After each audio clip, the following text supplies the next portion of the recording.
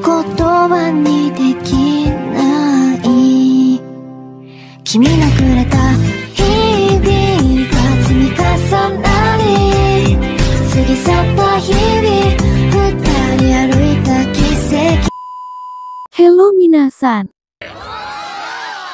Selamat datang kembali di channel Wibu Akut. Video kali ini Wibu Akut akan melanjutkan perjalanan Babang Ryo nih. Setelah sebelumnya Ryo mengantar Latifah ke desa spirit, lalu Ryo memutuskan untuk melanjutkan perjalanannya menuju Yagumo. Kira-kira ada hal besar apa yang menanti Ryo di Yagumo? Ya udah, nggak usah berlama-lama, ini dia alur cerita Seirei Gensouki. Sudah 2 minggu sejak Ryo tiba di Yagumo. Ryo masih belum menemukan petunjuk apapun soal ayah dan ibunya. Lalu Ryo bertanya kedua gadis cantik yang sedang memanen sebuah terong. Ryo bertanya di mana rumah kepala desa setempat. Dua gadis itu pun menunjukkan di mana rumah kepala desa. Tak lama kemudian Ryo sampai ke rumah kepala desa. Kebetulan kepala desa di sini adalah nenek dari salah satu gadis yang mengantar Ryo. Kepala desa ini bernama Yuba. Ryo memaparkan tujuannya ke Yuba kalau dia sedang mencari orang yang mungkin kenal dengan orang tuanya. Ryo pun dipersilahkan untuk masuk dan menceritakan tentang orang tuanya. Ryo menceritakan kalau orang tuanya 15 tahun yang lalu pernah tinggal di daerah Yagumo ini. Nama orang tua Ryo adalah Zen dan Ayame. Yuba agak sedikit terkejut mendengar nama orang tua Ryo. Lalu Yuba menyuruh Sayo dan Ruri untuk pergi karena ini urusan pribadi orang lain. Ryo menceritakan secara detail tentang orang tuanya dan tentang janji ibunya yang akan mengajak Ryo untuk ke Yagumo. Ryo selama ini berkelana memiliki keinginan untuk memakamkan orang tuanya di tanah kelahirannya. Yuba jadi paham setelah Ryo ceritakan secara detail. Secara kebetulan Yuba adalah ibu dari Zen yang merupakan ayah dari Ryo. Jadi Yuba ini neneknya Ryo. Yuba juga memberitahu kalau makam orang tua Ryo sudah ada di desa ini. Yuba dan Ryo mengunjungi makam Ayame dan Zen. Yuba mengatakan kalau orang tuanya pergi dari desa ini karena suatu alasan, tapi Yuba tak bisa mengatakan alasan tersebut. Semua kerabat dari Yuba sudah meninggal. Hanya Ruri saja kerabat yang tersisa. Ruri ini adalah sepupu dari Ryo. Besoknya Ryo berpikir untuk membantu pekerjaan para penduduk desa. Lalu Ruri bangun tapi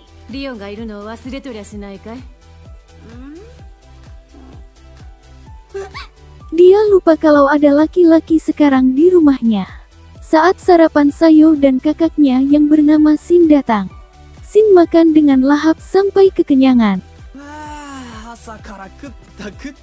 Setelah sarapan Ryo diajak oleh Shin untuk berburu. Ryo menunjukkan kemampuan yang sangat mumpuni dalam berburu. Tubuh Ryo jadi kotor sehabis berburu. Ryo menggunakan teknik spirit untuk membuat pemandian sederhana.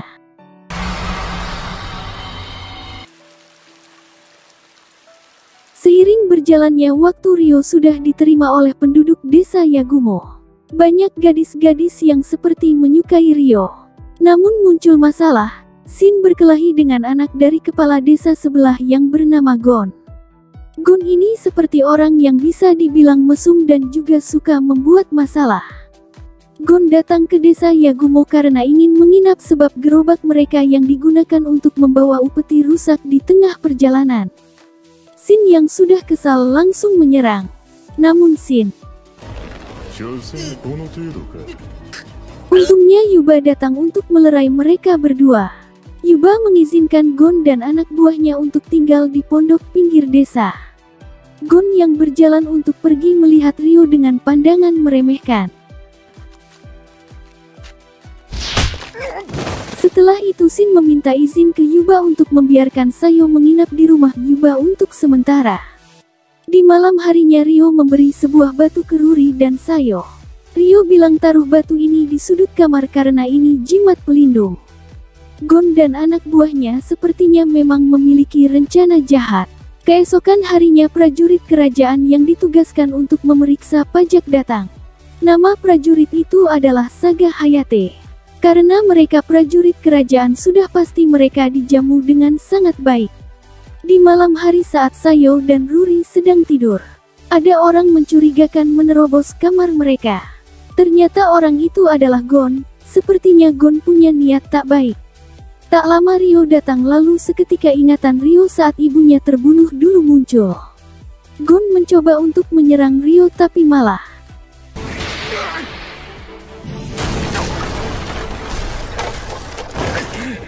Ryo tanpa pikir panjang langsung menginjak batang leher dari Gon. Kemudian Ryo yang sudah kalap menghajar Gon tanpa ampun. Untungnya Hayate datang untuk menghentikan Ryo. Ryo jadi agak menyesal telah menunjukkan sisi menakutkannya. Ryo berpikir ini mungkin amarah yang selama ini Ryo pendam, tapi tanpa disadari Ryo mulai tertarik oleh sifat Amakawa Haruto. Besok paginya Ryo meminta maaf ke semuanya atas masalah semalam. Tapi mereka semua merasa kalau Ryo tak bermaksud jahat. Tindakan Ryo bisa dibilang wajar karena dia ingin melindungi seseorang. Tak lama setelah itu upeti akan dikirimkan ke kerajaan. Sebelum Hayate pergi, Yuba menitipkan surat untuk ayahnya Hayate. Ryo ikut mengawal upeti sampai ke ibu kota kerajaan Karasuki. Begitu sampai ke ibu kota, Ryo diajak makan kamutan.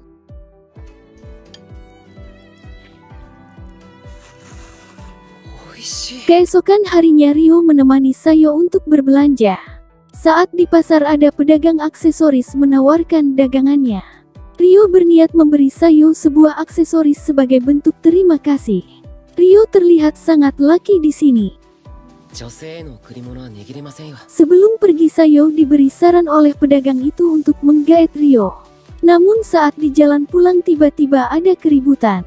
Ada seorang gadis yang mau diculik oleh beberapa orang. Ryo dengan sigap langsung beraksi.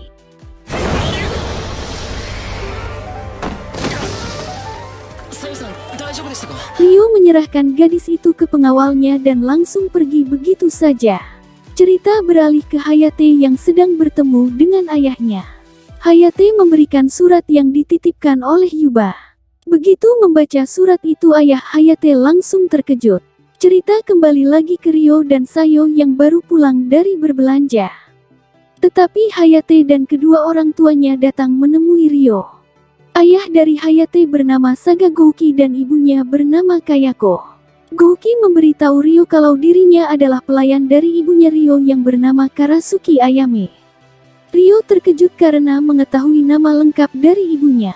Gouki membeberkan sebuah fakta kalau ibunya Ryo adalah keluarga kerajaan Karasuki. Sebagai permulaan, Gouki menceritakan tentang ayahnya Ryo terlebih dahulu.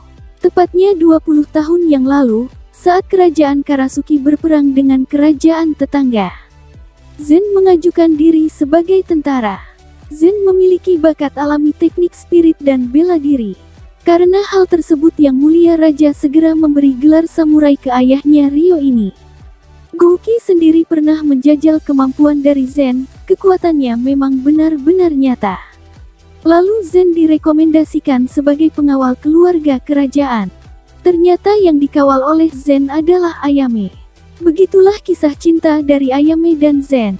Namun ada sebuah insiden saat sedang melakukan negosiasi dengan kerajaan tetangga. Pangeran dari kerajaan tetangga ternyata tertarik dengan Ayame. Dia menyuruh pengawalnya untuk menculik Ayame. Tapi untungnya Zen berhasil menggagalkannya. Tetapi hal tersebut malah dijadikan alasan untuk menuntut kerajaan Karasuki. Kerajaan tetangga menuntut agar Zen dieksekusi dan pernikahan politik dengan Ayame.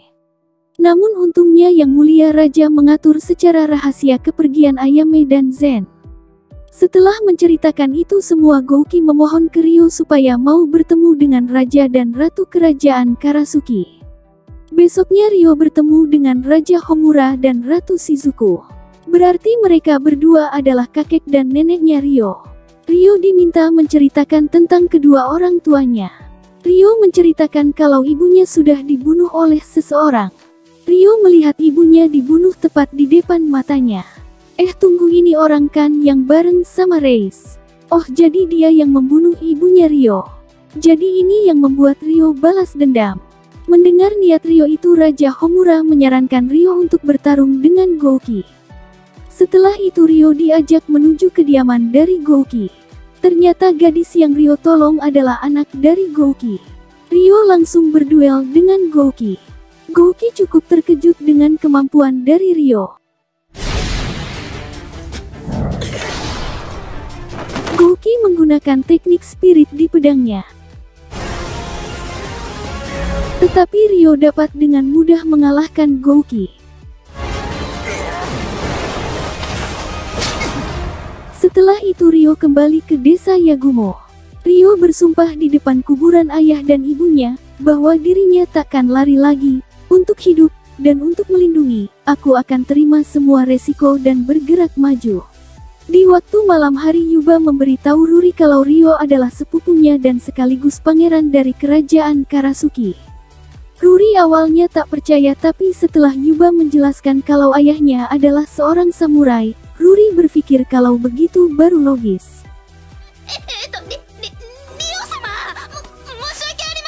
Namun Ryo tak ingin disebut pangeran, dia hanya ingin dianggap biasa saja. Lalu Ryo memberitahu Yuba dan Ruri, kalau dirinya akan meninggalkan desa ini setahun lagi. Di pagi harinya Ryo berkunjung untuk menyapa penduduk desa.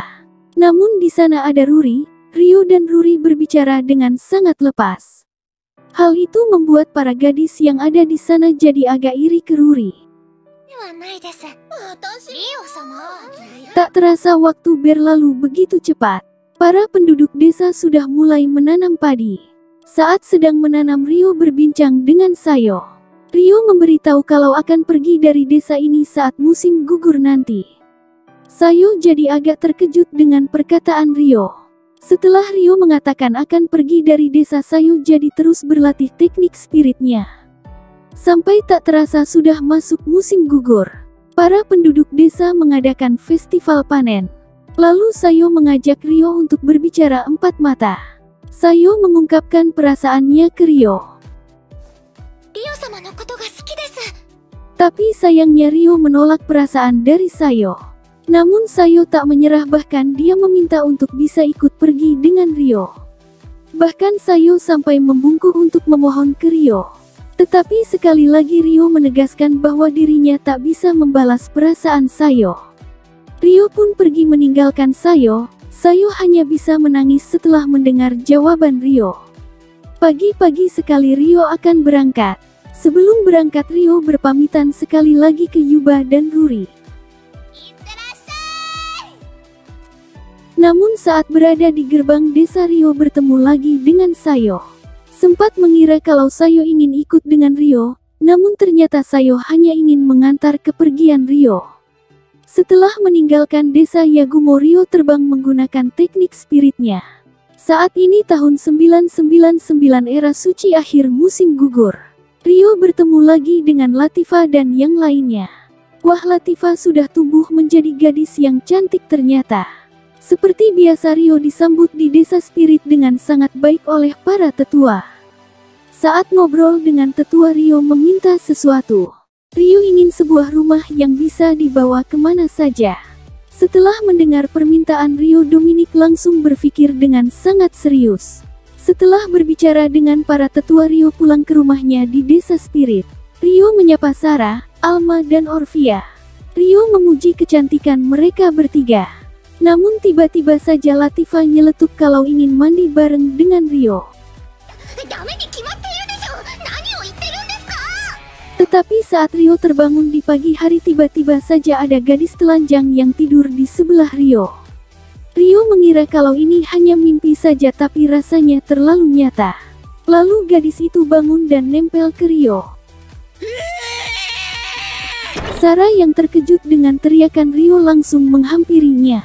Tak lama yang lain juga menyusul. Ryo mencoba menjelaskan situasinya ke Sarah dan yang lainnya, tapi mereka sepertinya salah paham. Gimana minasan alur cerita kali ini?